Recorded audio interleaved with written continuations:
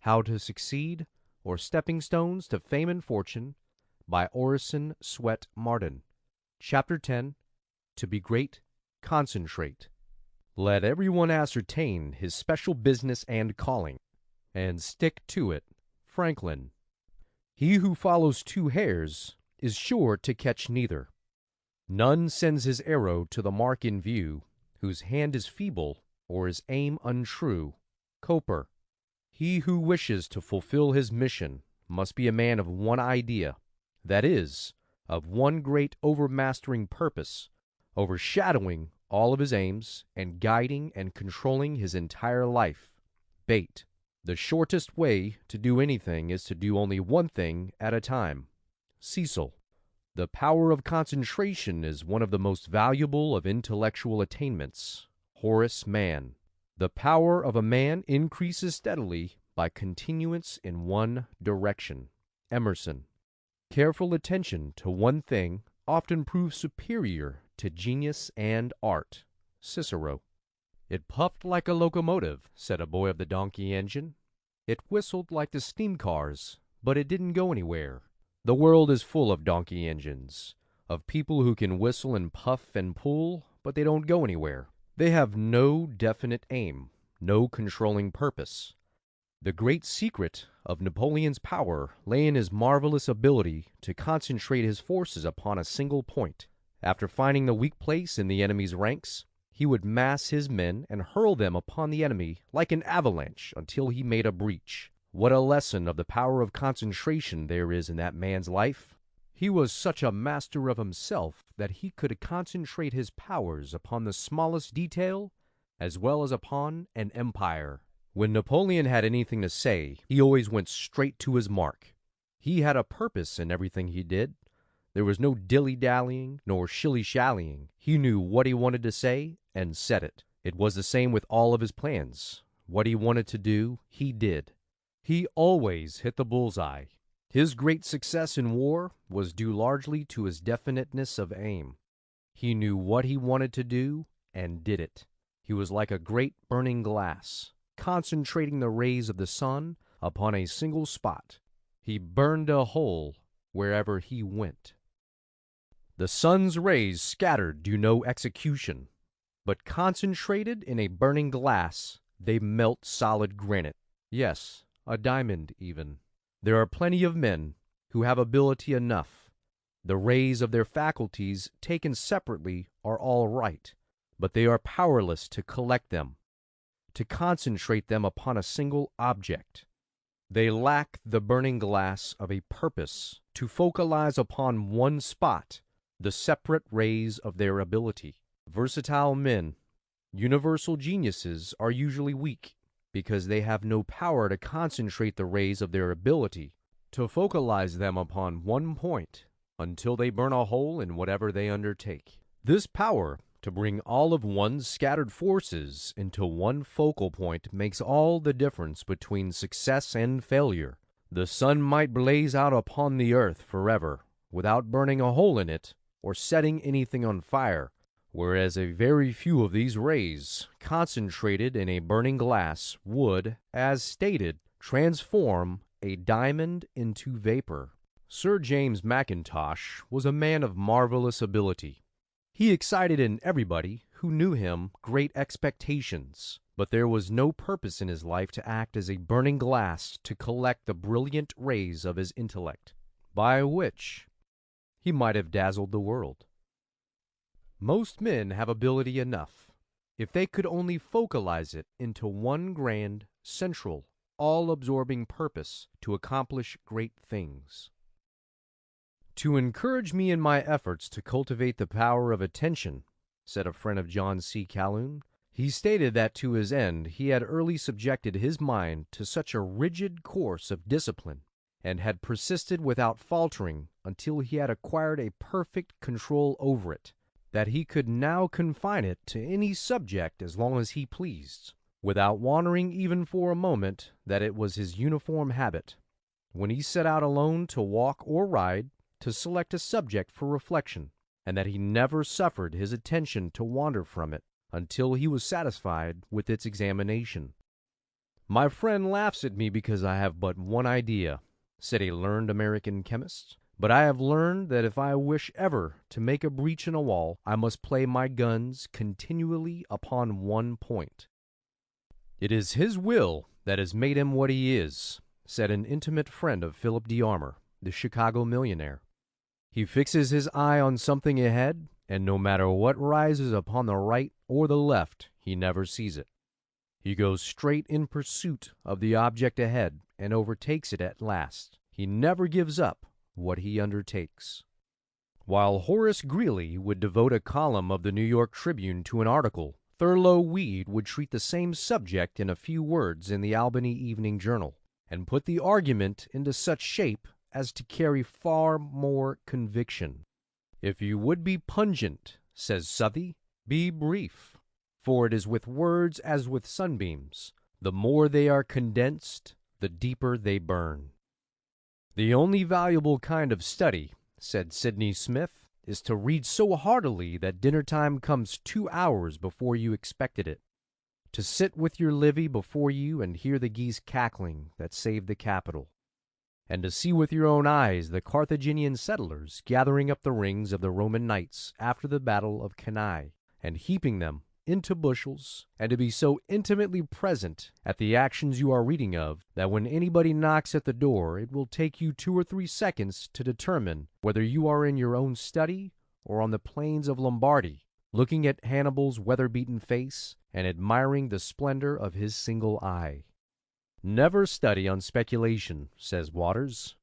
"All such study is vain. Form a plan, have an object, then work for it. Learn all you can about it, and you will be sure to succeed." What I mean by studying on speculation is that aimless learning of things because they may be useful some day, which is like the conduct of the woman who bought at auction a brass door-plate with the name of Thompson on it, thinking it might be useful some day. "I resolved when I began to read law," said Edward Sugden, afterward Lord St. Leonard, "to make everything I acquired perfectly my own, and never go on to a second reading till I had entirely accomplished the first. Many of the competitors read as much in a day as I did in a week, but at the end of 12 months my knowledge was as fresh as on the day it was acquired, while theirs had glided away from their recollection."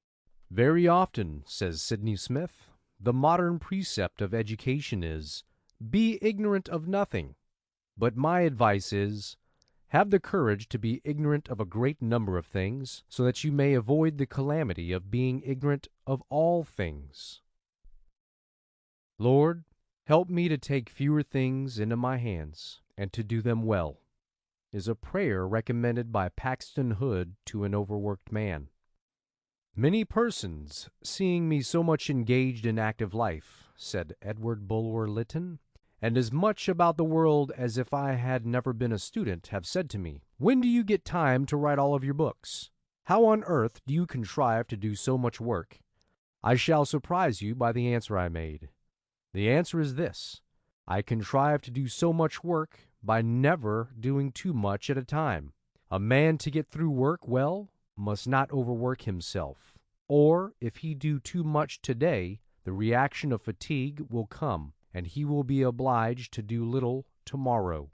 Now, since I began really and earnestly to study, which was not till I had left college, and was actually in the world, I may perhaps say that I have gone through as large a course of general reading as most men of my time.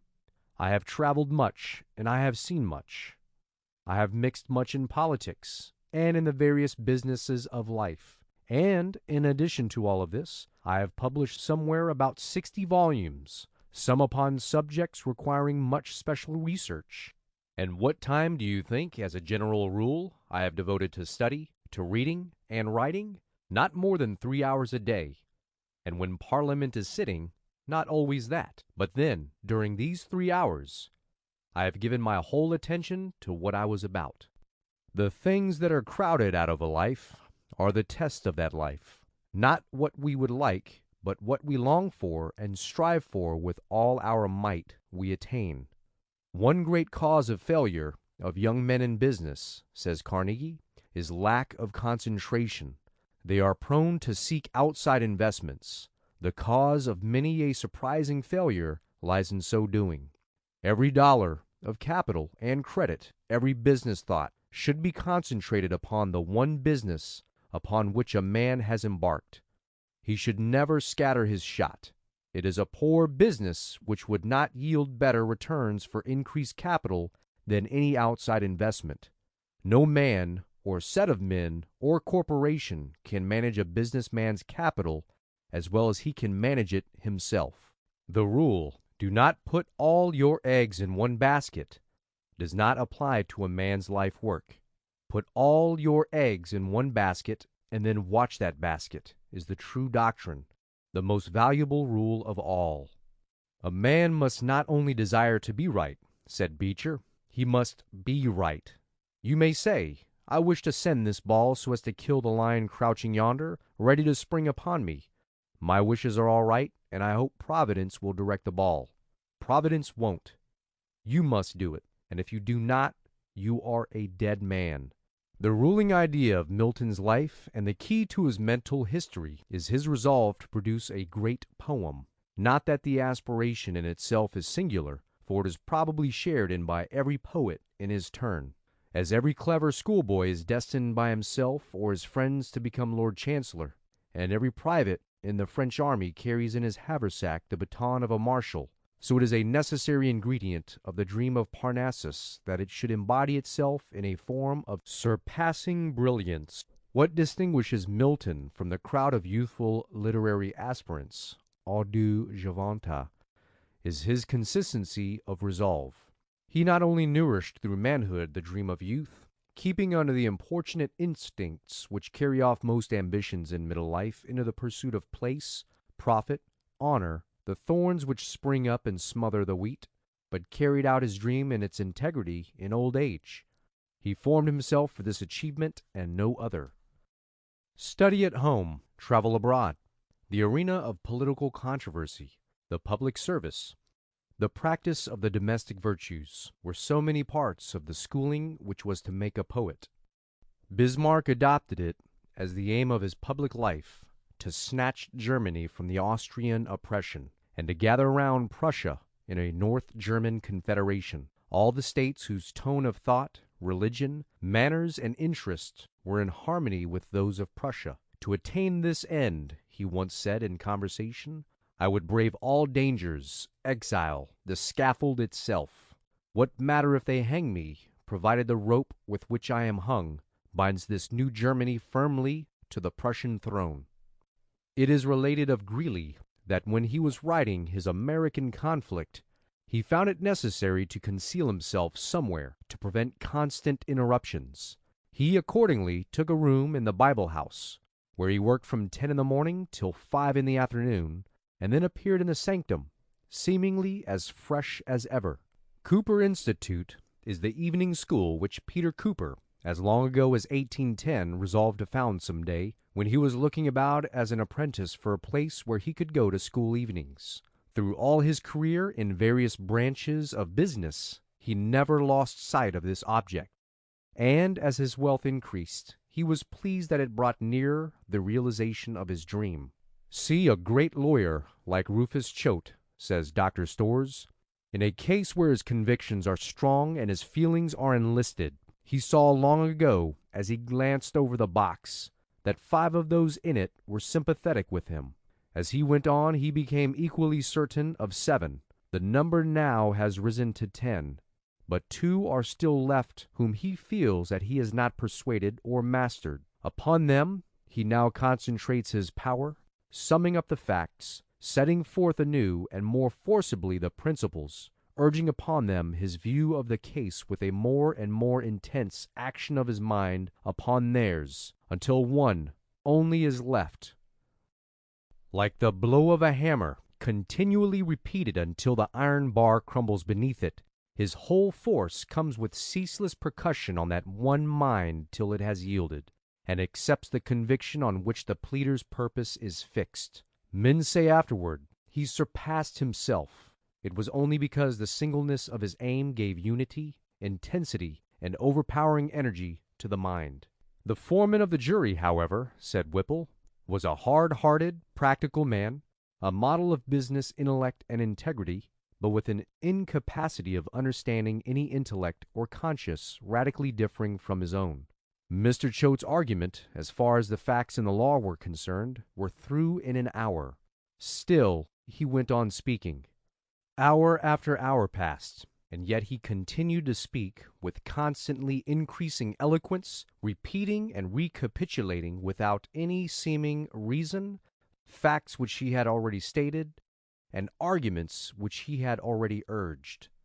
The truth was, as I gradually learned, that he was engaged in a hand-to-hand, or rather in a brain-to-brain, and a heart-to-heart contest with the foreman, whose resistance he was determined to break down, but who confronted him for 3 hours with defiance observable in every rigid line of his honest countenance. "You fool!" was the burden of the advocate's ingenious argument. "You rascal!" was the phrase legibly printed on the foreman's incredulous face. But at last the features of the foreman began to relax, and at the end the stern lines melted into acquiescence with the opinion of the advocate, who had been storming at the defenses of his mind, his heart, and his conscience for 5 hours, and had now entered as victor. The verdict was, "Not guilty." He who would do some great thing in this short life must apply himself to the work with such a concentration of his forces as to idle spectators who live only to amuse themselves looks like insanity. It is generally thought that when a man is said to be dissipated in his habits, he must be a drinking man, or a gambler, or licentious, or all three. But dissipation is of two kinds, coarse and refined. A man can dissipate or scatter all of his mental energies and physical power by indulging in too many respectable diversions, as easily as in habits of a viler nature. Property and its cares make some men dissipated. Too many friends make others. The exactions of society, the balls, parties, receptions, and various entertainments constantly being given and attended by the beau monde, constitutes a most wasting species of dissipation. Others, again, fritter away all their time and strength in political agitations or in controversies and gossip, others in idling with music or some other one of the fine arts, others in feasting or fasting, as their dispositions and feelings incline. But the man of concentration of purpose is never a dissipated man in any sense, good or bad. He has no time to devote to useless trifling of any kind, but puts in as many strokes of faithful work as possible toward the attainment of some definite good. End of chapter 10.